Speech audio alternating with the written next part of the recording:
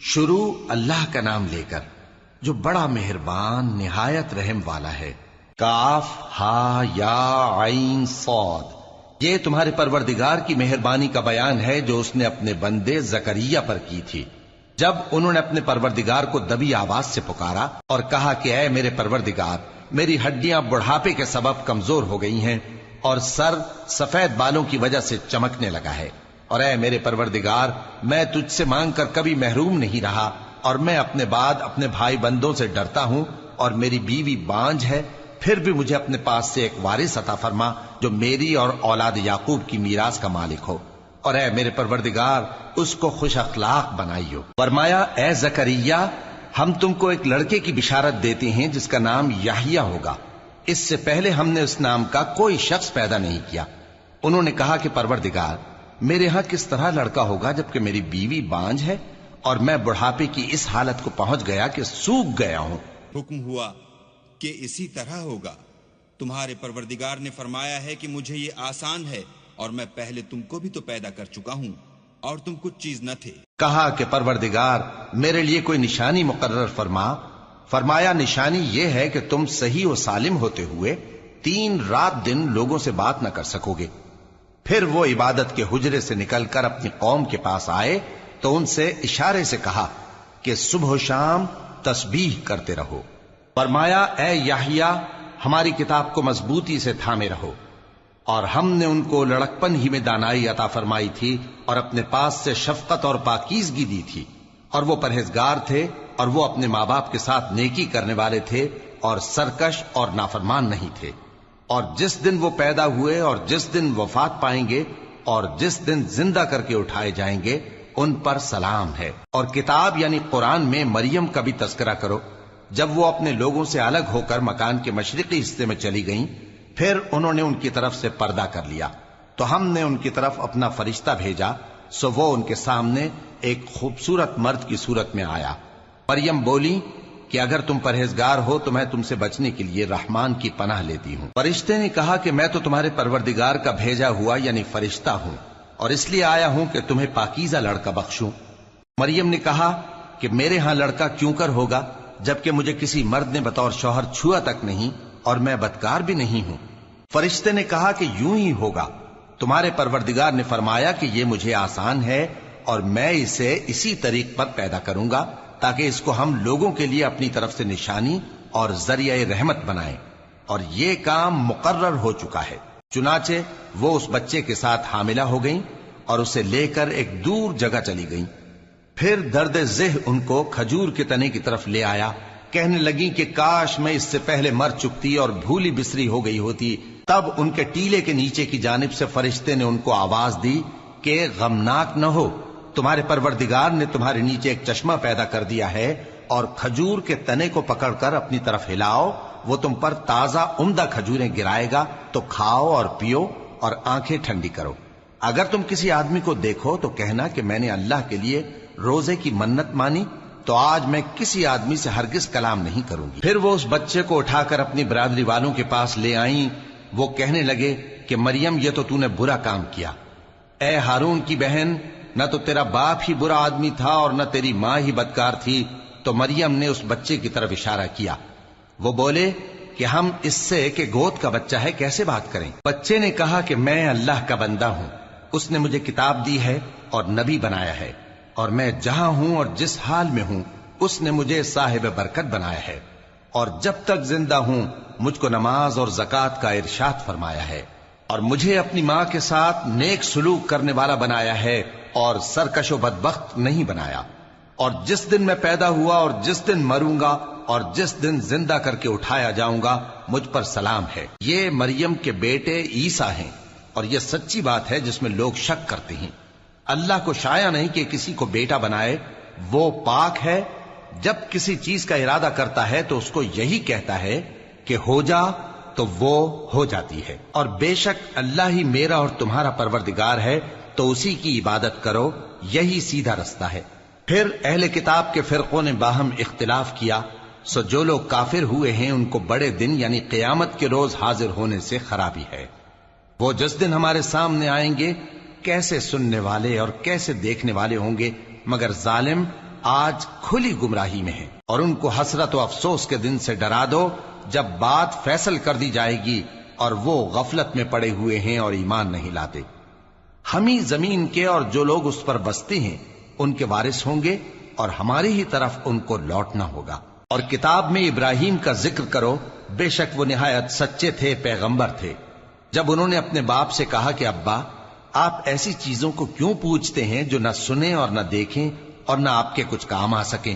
ابا، مجھے ایسا علم ملا ہے جو آپ کو نہیں ملا، تو میرے ساتھ ہو جائیے، میں آپ کو سیدھی راہ پر لے چلوں گا۔ ابا، شیطان کی پوجا نہ کیجیے، بے شک شیطان اللہ کا نافرمان ہے۔ ابا، مجھے ڈر لگتا ہے کہ آپ کو اللہ کا عذاب آ پکڑے تو آپ شیطان کے ساتھی ہو جائیں۔ اس نے کہا کہ ابراہیم، کیا تو میرے معبودوں کے خلاف ہے؟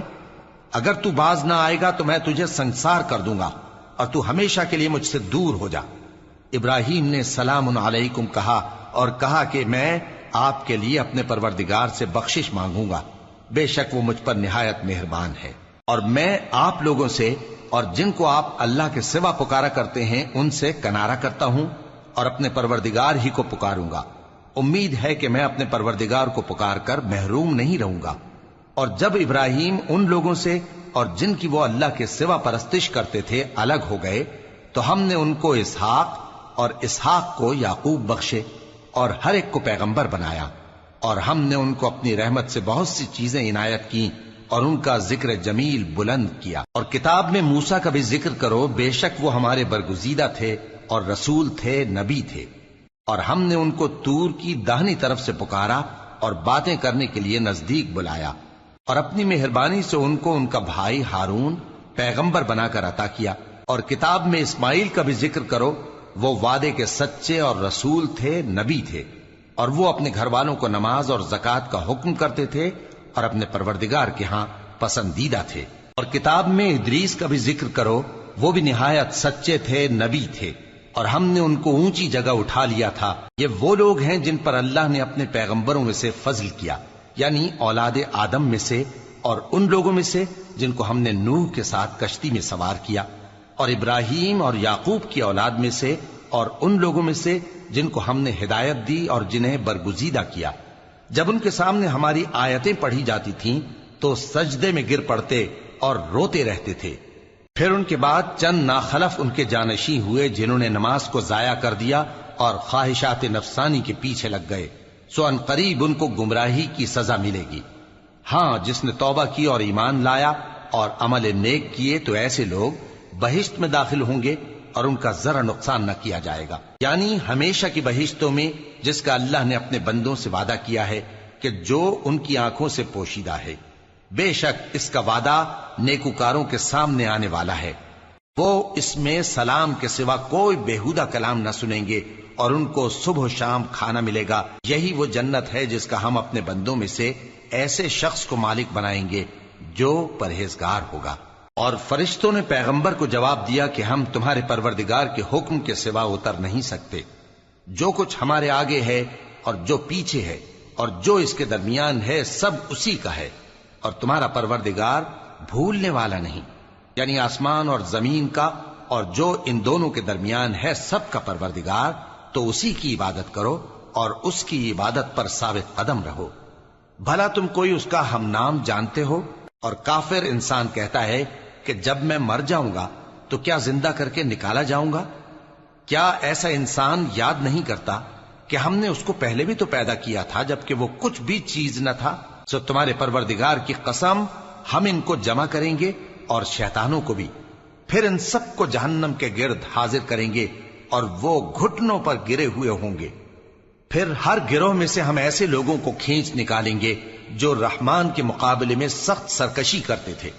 پھر ہم ان لوگوں سے خوب واقف ہیں جو اس میں داخل ہونے کے زیادہ لائق ہیں، اور تم میں سے کوئی شخص نہیں مگر اسے اس پر گزرنا ہوگا، یہ تمہارے پروردگار پر لازم ہے، مقرر ہے۔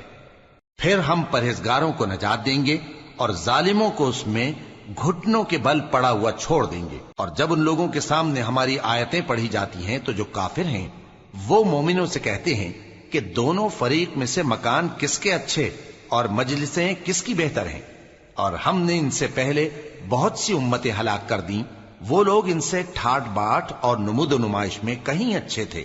کہہ دو کہ جو شخص گمراہی میں پڑا ہوا ہے، رحمان اس کو آہستہ آہستہ مہلت دیا جاتا ہے، یہاں تک کہ جب اس چیز کو دیکھ لیں گے جس کا ان سے وعدہ کیا جاتا ہے، خواہ عذاب اور خواہ قیامت، تو اس وقت جان لیں گے کہ مکان کس کا برا ہے اور لشکر کس کا کمزور ہے۔